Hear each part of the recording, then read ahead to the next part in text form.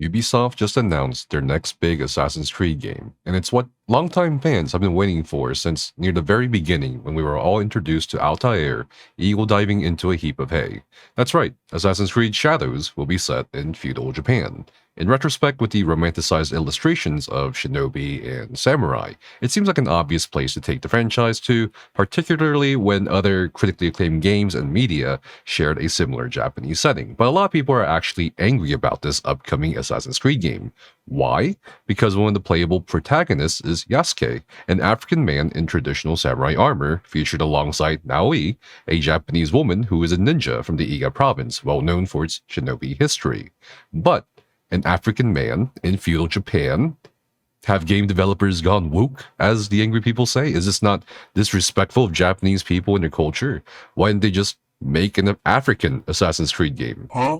For a lot of people unfamiliar with this piece of history, yes, there actually was an African man who entered into the service of the famed daimyo Oda Nobunaga in the late 16th century. And yes, many Japanese people who are confused over why so many non-Japanese people are freaking out over this African samurai know about Yasuke. In fact, there are entire films, games, comics, and art pieces from Japan that depict Yasuke, but perhaps Oda Nobunaga was ahead of the curve and really did onboard him as a DEI hire.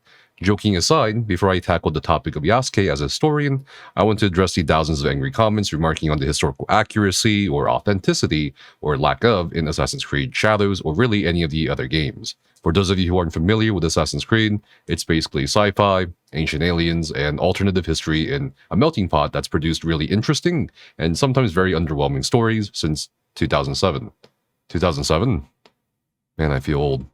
Things like experiencing what your ancestors did through a machine called the Animus, Leonardo da Vinci being involved with inventing weapons for the Order of Assassins in their centuries-old war against Knights Templar, a precursor civilization that genetically engineered humanity, but also lives on through a form of possessive reincarnation, and the implication that Hitler was killed by an assassin are such things you encounter in the Assassin's Creed universe. And it's all good fun, don't get me wrong, it can be fun, alternative and conspirational history, mixed with sci-fi, and there are painstaking efforts by the developers in trying to make sure real pieces of history in these games are there for gamers to learn about in the form of architecture, cultures, food, and people. And they work with historians.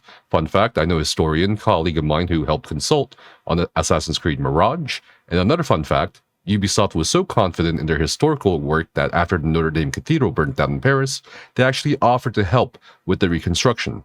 So yes, there is a respect of what one could deem as proper history in these games, but that respect is also accompanied by the different versions of the famous loading screen that loaded in the first Assassin's Creed, which says, inspired by historical events and characters, this work of fiction was designed, developed, and produced by a multicultural team. So while there is an awesome transmission of historical and cultural lessons through the medium of gaming, Assassin's Creed can also get pretty insane and needlessly over the top in terms of how it tells its story, to the point I personally feel an African man in Japan is the least of my concerns lore-wise. As for why the developers made the creative decision to go with Yasuke as one of the playable characters, when in contrast the previous playable protagonists were basically fictional or somehow related to the region the games were based in, I'm sure a lot of people will look at it in different ways. Personally, I'd venture to say that it was just that, a bold creative decision rather than some nefarious attempt to force black people into gaming or Japanese culture.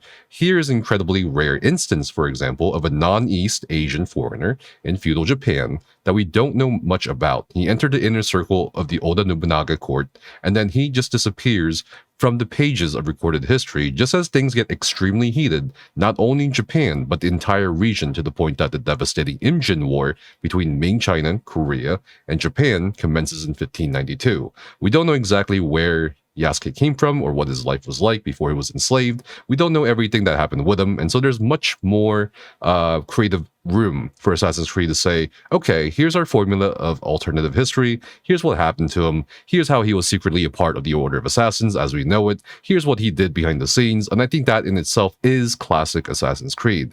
And of course, when we discuss Yasuke, I feel like a lot of people are just completely forgetting about Naoe, you know, the other protagonist in front of him who is Japanese. So it's not like you only play a black character in a Japanese setting. To be honest with you, my main concerns are, after my review of Assassin's Creed Mirage last year, is if the gameplay experience and mechanics for Shadows are going to be actually good or better streamlined, because gameplay-wise, I haven't been super impressed for a long time by Assassin's Creed. I'm not sure how they're going to implement gameplay mechanics for Yasuke and Naoe, but it just feels like to me maybe they're exploring a character you control for just brawls and fights, while the other character has a more assassination or sneaky playstyle. Furthermore, the price tags that come with Assassin's Creed Shadows are definitely concerning, though I think these are topics for a different video. So why don't we talk more about Yasuke and the historical context in which he was thrust into.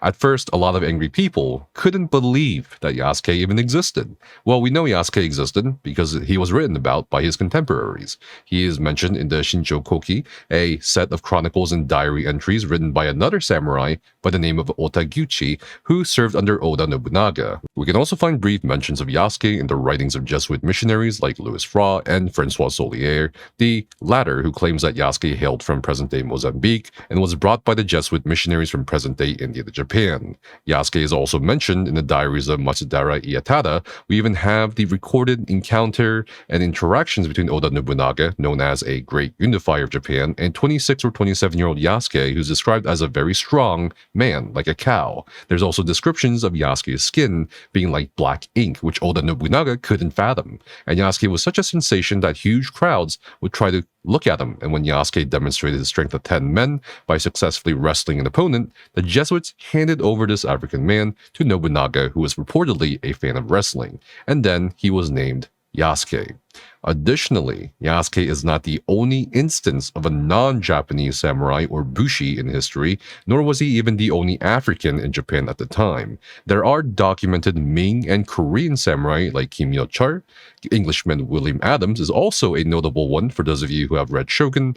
There were also a couple of Italian and Dutch samurai recorded in the service of the Hideyoshi court. Once people online accepted the existence of Yasuke, the argument became, okay, he may have existed, but he was no samurai because he wasn't Japanese. He was just a retainer, glorified secretary, or page based on the Googling people were doing. There seems to be a narrow fixation here with a lot of people on foreign versus native, or nobility versus peasant, when it comes to the idea of samurai or bushi or warrior, two concepts which at times intersect or deviate from one another. The main debate seems to not be if Yasuke was a samurai or not, but if he fits what people's idea of a samurai is. The historical fact is that the concept of samurai and the subclasses within the samurai have always been in flux politically and socially depending on the time periods of Japanese history. A lot of the more modern conception of the samurai as a born noble or knight comes from the Edo period from the 17th to 19th centuries, and vestiges of some teachings and ideas from previous eras where the samurai was emerging as both the class and military power that wrested political control from the emperorship. The time period that Yasuke experienced was the time of the Sengoku Jidai, or the Warring States period from the 15th to 16th century. We're talking about one of the most turbulent and violent times in Japanese history. Brother against brother, uncle against nephew, lord against servant, rebellions, wars, battles, social and political upheavals. It was not a peaceful time, and very rarely do social or economic strata remain fixed or stable during such times in human societies. Such was also the case for the samurai class and identity. The biggest example is, of course, Toyotomi Hideyoshi, who became the de facto ruler of Japan after his lord Oda Nobunaga was betrayed and killed. Hideyoshi was not born a samurai or into royalty or nobility. He was in fact a peasant, but he became a samurai and daimyo and then imperial regent. Now for Yasuke, we do know from the aforementioned Shinshokoki that Oda Nobunaga granted Yasuke his own residence, his own weapons with a decorative sheath, and a stipend. One of the key things here is that weapons weren't granted to just anyone by a daimyo or lord, and that you were expected to serve at the cost of your life and reputation in their services after receiving such arms. Yasuke did indeed serve in at least one military campaign that we know of under Oda Nobunaga after entering service. Additionally, the word stipend is being used within the specific context of paying retainers, or basically payrolling the samurai in service of Nobunaga and other lords. It's not a word that's used for contractors or simple servants, as a stipend granted to samurai was used mainly for maintaining a military retinue and the land granted to them if any could be granted. In fact, Parallel Pain from the Ask Historian subreddit has a great breakdown of how this word is used in relation to samurai in the pages of the Shincho Koki if you'd like to check these examples out.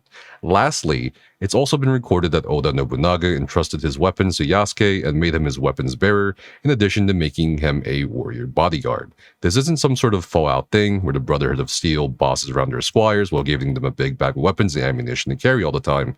No, this is a very important gesture within this particular context. It is a complete entrusting of one's life to somebody else. It's not something you hand to a mere secretary or a page or even to a random bodyguard. It also signifies not just how important Yasuke was in the inner circle of Nobunaga's court, but also how much higher ranked he was in relation to others, Japanese or not. So was Yasuke a samurai or type of samurai?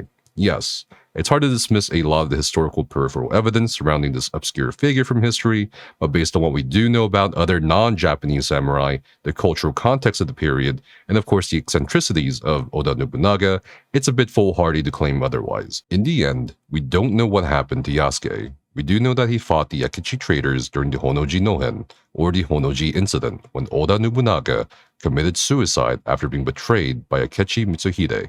We do know that Yasuke was captured by said traders and then spared with his wounds being treated by Jesuit missionaries. Louis Fra would write 5 months later, after Yasuke was treated, that Yasuke did not lose his life, and I assume that this may be the part of his life where we explore Yasuke's alternative history sometime in Assassin's Creed Shadow, along with the story of Naoe. I hope you guys enjoyed this bit of gaming and history commentary. I am looking forward to playing Assassin's Creed Shadows. I'm just a little ambivalent about the gameplay itself and other problems that, in my opinion, plague the delivery of the franchise. And I hope it's a bit more of a meaningful open world experience, if it is that, compared to Odyssey or Valhalla. Let me know what you guys think down in the comments below, and thank you for watching.